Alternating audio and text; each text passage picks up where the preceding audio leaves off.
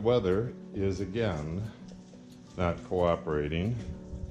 You could see the little streamers there, the bird scare tape. It is actually really breezy out there, with some pretty decent gusts. So I don't want to fight with the seed and have to bend down to sow that and to drop some peat moss. So the ditch garden is going to wait again. So I'm going to get the belt on this, get it tensioned up, and try to get the rest of the front end back on this so I can get to the wiring. I actually could change the oil right away with the front end off. It looks like I can get some better light under there. Maybe that's what I'll do. Maybe I'll change the oil. I think I got this all full of oil. I think the capacity on this is 5 quarts. But I'll have to go look that up. I got the manual in the house. But just in case it's more than that, I got a second catch pan waiting. And,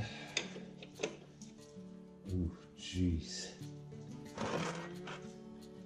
This is going to be really messy. You know what? I think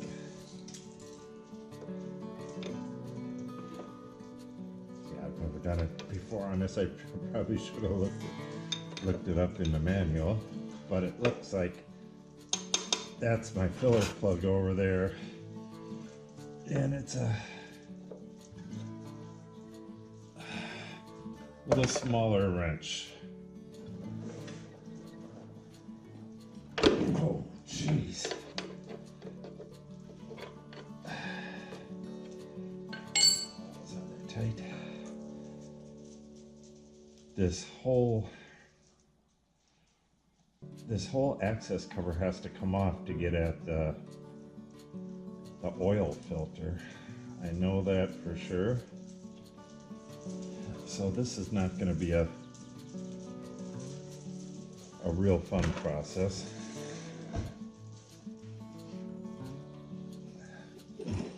Okay, it's down to a few drips. So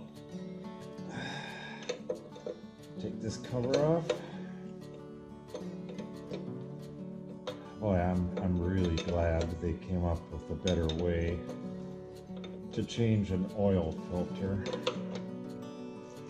Who knows if you can ever stop this thing from leaking. It looks like the gasket that's on there, looks like it's on there wrong, so that could have been the problem. See, I don't know how heavy this is going to be when this finally drops off. If it's going to be a big splash into the oil. I don't know how long this bolt is. This could be a big surprise for me.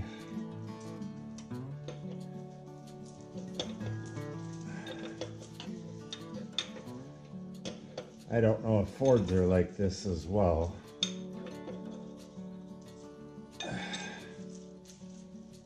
The Ford 8N and the Ferguson TO-20, which this is, are very similar, but the engines are different. Okay, there's our ring. Oh. So it had a little gasket on the top, O-ring on the bottom. It's got a screen in here that doesn't look the cleanest. And here's my gasket. I have everything off, and it appears as though the previous owner has the right gasket for this cover. I do not have a little O-ring for the filter, and the filter is different. Let's see if you can see that. This is, I'm not sure what the material is. It feels like cardboard. And this is metal. The height is roughly the same if you include this rubber on the top and bottom of this. It appears as though this will work without the O-ring.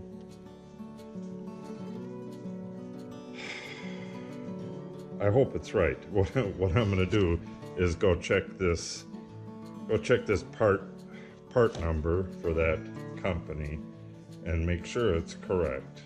I'm guessing it's going to be correct.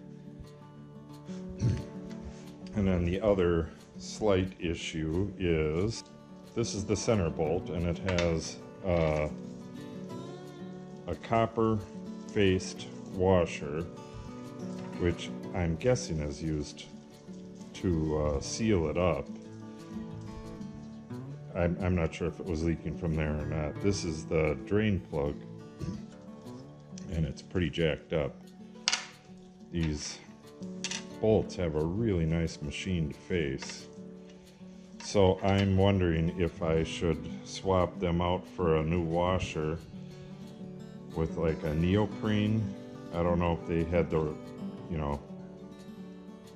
decent materials back when this was built, if a regular washer and a neoprene washer up against the tractor would be a better solution than trying to find a copper.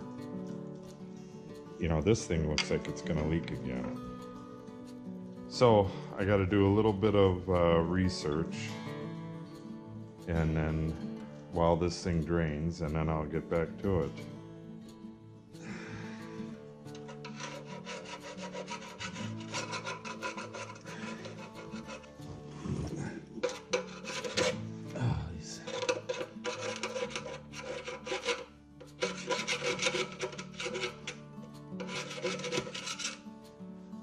So here's where we're at. I ran to town to get, I thought I was going to be able to find these sealing washers for the drain plug, but that didn't happen. They had different sizes, but they didn't have what I was looking for. So I put Permatex Black around that. I did find them online. So I will get that for next time. And then this goes up through this.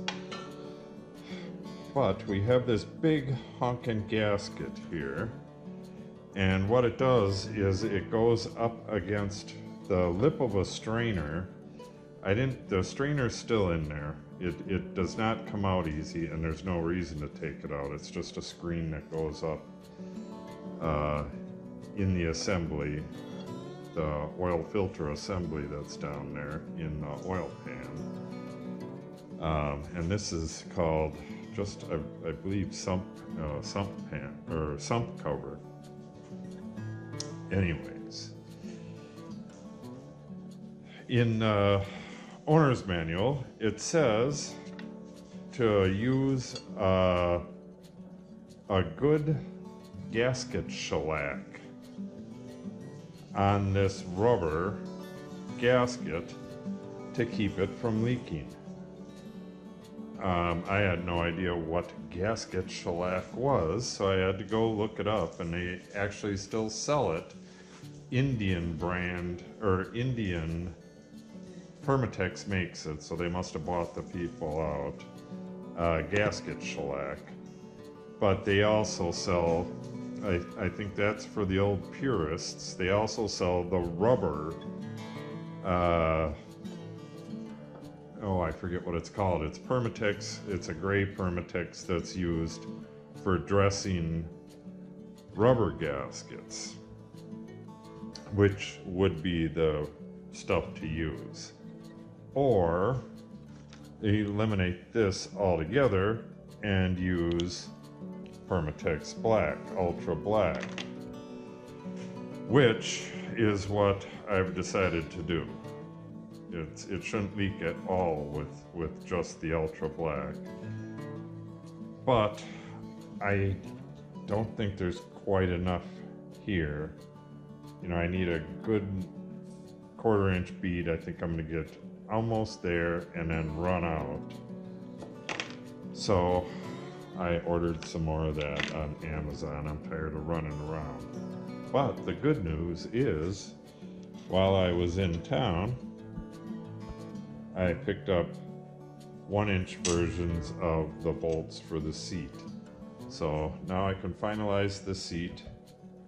And I did a little test on the steering wheel, 1 1/16 acorn on there, and I just gave it a little tug and it started to turn. So I'm going to replace the steering wheel right away as well. So I'll get something accomplished today. The rest that my stuff won't get here until Wednesday. But that's going to be, there's going to be a storm on Wednesday, so it's a good day to get that stuff done. So I'm going to get the steering wheel on, and I'm going to get the seat bolts on there and finalized, nice and tightened down, and that'll be it for today. I've already wasted most of the day and got almost nothing done.